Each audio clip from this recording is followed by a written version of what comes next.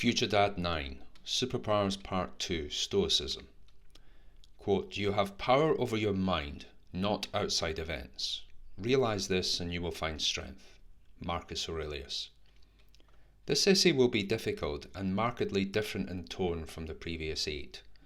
I want you to be conversant with both the origins of Stoicism and the effectiveness of it to manage your ego, given that it helped to manage the ego of one of the most powerful men who ever lived, Marcus Aurelius. Marcus Aurelius, the Emperor of Rome from 161 to 102 AD, was the most powerful man in the world during his reign. He ruled the Roman Empire at its peak of wealth and dominance, a period marked by a special name, Pax Romana.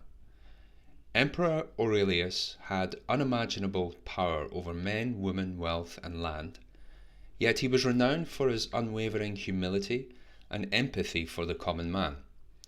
One might say that empathy is easy when you rule the world since you already have everything, but that's not how it works. We all know the super rich and famous aren't known for their humility. It is notable when Keanu Reeves rides on a New York subway, giving his seat up for strangers, because it is unique amongst his peers. A glance at the vacuous celebrities and corrupt politicians taking centre stage tells us we are lucky that no one ever achieves absolute power. When they come close, even at the country level, it ends up with horrific results. One death is tragic, a million a statistic, as Stalin reportedly said. The common man does not escape this indictment. All the signs are that unchecked power would be abused by almost everyone.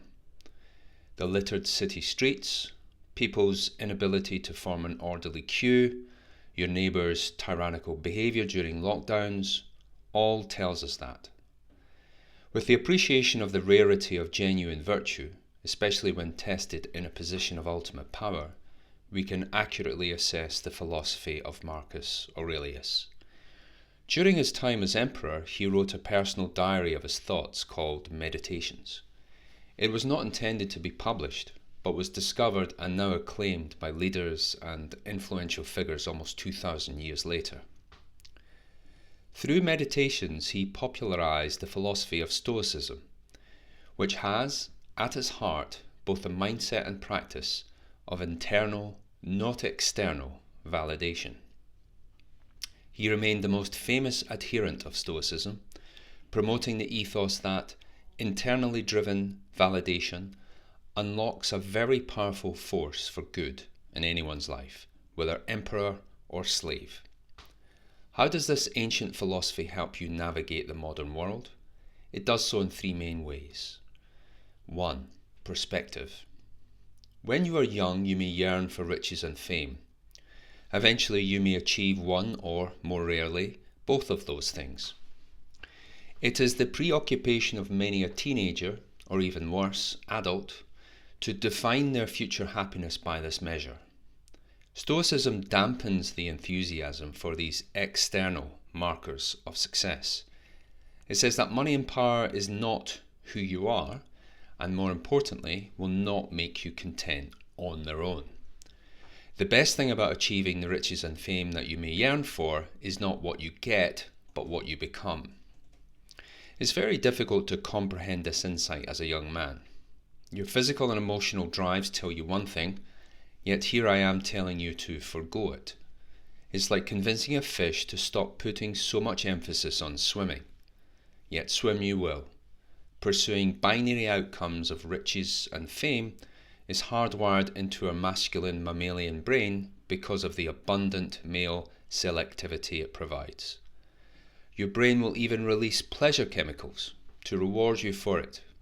But that doesn't mean A, it's to your long-term benefit, B, you won't be harmed by the perverse rules and laws of society by following what seems to come naturally. The hedonic treadmill theory, read FutureDad 7, Superpowers Part 1, Minimalism, and FutureDad 36, Disembark the Experiential Treadmill, describes how you will never be satisfied by the amount of wealth you imagine you need to be happy. That is doubly and tragically true if that wealth is achieved at the cost of your values. You will always chase more and become sadder and sadder as you increasingly silence your inner voice telling you something is wrong. Stoicism shows you an elegant and satisfying alternative to lifelong, surface-level self-indulgence. It says that buying stuff will forever fail to satisfy because it is external, and the external itself is forever out of reach. 2. Peace. Dealing with women, work, and society is enough to give the calmest man an aneurysm. It might be ancient philosophy, but Stoicism is still a technological solution to the spiritual quandary facing all men.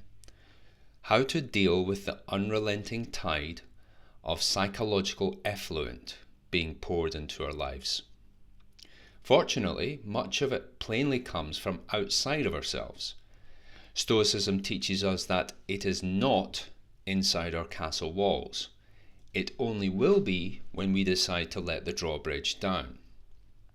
This intervention, in effect to stop the barbarians of sorrow and disorder from coming in, reveals a quite astonishing control we actually do have over our mental state. It is a control we always had, but we just had to be shown how and given ourselves the permission to use it. 3. Priorities. With that peace and perspective synthesized together comes a third benefit: the composure to prioritize correctly. The fog starts to lift and you can see clearly what to do in the long term and how to get there. Gradually, with purpose, it becomes clear what is fulfilling for you. You can declare it to be so and follow it with a passion despite what society may say, what your family may say, what your friends may say.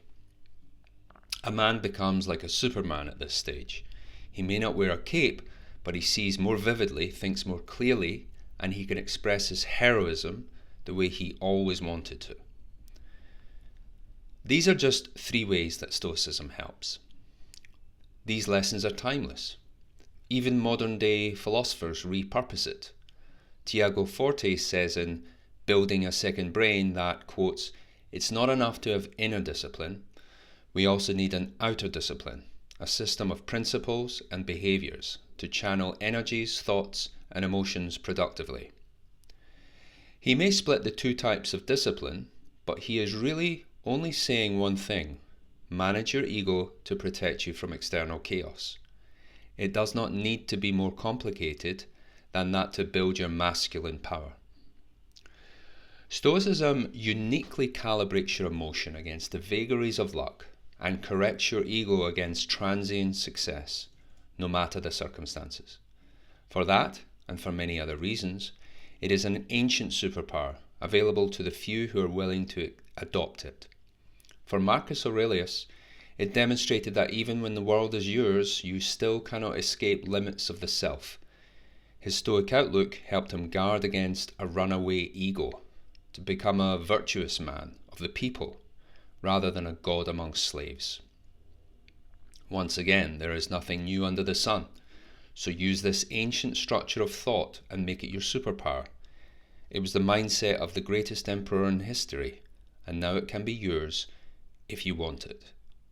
FutureDad.